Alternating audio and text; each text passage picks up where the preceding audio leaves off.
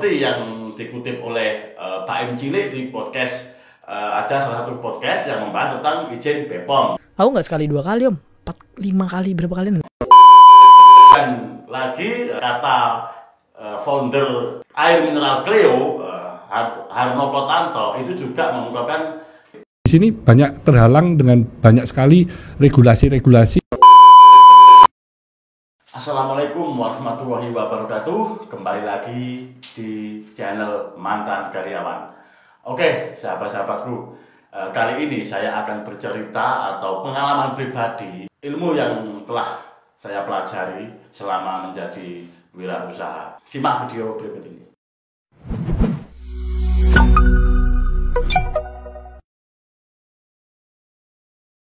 Oke, jadi kali ini adalah membahas sulitnya usaha UMKM berkembang. Ada beberapa faktor, teman-teman. Kalau menurut saya pribadi, kenapa sih UMKM itu mayoritas mentok di situ, nggak kemana-mana, atau bahkan untuk mendirikan pabrik aja sangat sulit. Sekedar UMKM aja, menengah gitu aja. Dari pengalaman saya pribadi, memang banyak faktor. Salah satunya adalah minimnya penyuluhan atau edukasi dari pemerintah untuk UMKM. Jadi yang katanya pemerintah akan menerapkan program UMKM dari hulu sampai hilir, program bantuan termasuk pinjaman. Itu saking respeknya pemerintah kepada UMKM. Tapi nyatanya, pengalaman saya pribadi, nyatanya teman-teman ya, masih belum maksimal.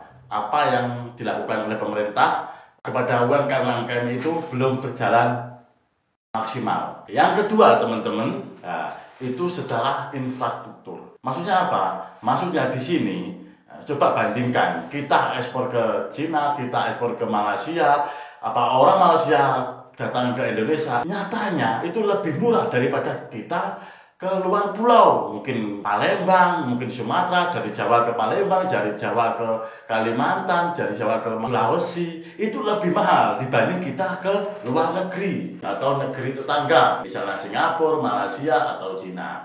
Seperti itu teman-teman.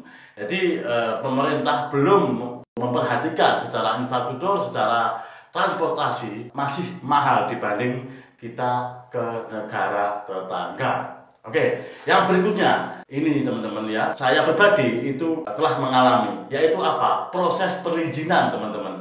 Padahal kita sudah ada OSS yang proses perizinan mulai dari NIB, mulai dari izin produk dan lain-lainnya itu sudah berbasis online. Tapi di balik online itu tetap ada yang namanya birokrasi. Di dalam birokrasi itu yang ada yang namanya pegawai negeri. Lah, disitulah teman-teman. Jadi kita sangat kesulitan. Ya mungkin bisa dicoba aja teman-teman kalau melakukan kata-kata saya. Ya sebenarnya mudah, tapi proses di daerah itu sangat dibelit-belitkan ya oleh oknum ya teman-teman. Saya tidak mengejasmen suatu birokrasi, tapi kebanyakan seperti itu. Baik itu Kemenkes, itu BPOM, ya itu apalah teman-teman rasakan. Nah, mungkin teman-teman yang melihat ini sudah pernah melakukan proses izin, silakan komen di bawah ini teman-teman, bahwasanya apa yang saya katakan itu memang benar-benar kenyataan real di lapangan ya. Loh, kenapa kok proses perizinan itu membuat UMKM sulit berkembang? Ya iya teman-teman. Jadi kalau kita nggak ada izin, pasti kita akan didatangi oleh pihak yang berwenang. Soalnya kita harus mempunyai izin edar, harus mempunyai izin halal dan lain-lain sebagainya sesuai dengan produk yang teman-teman jalani. Jadi seperti itu teman-teman. Nah, ketika usaha kita sudah ramai dan kita belum izin, ya pasti lagi-lagi akan didatangi pihak yang berwajib.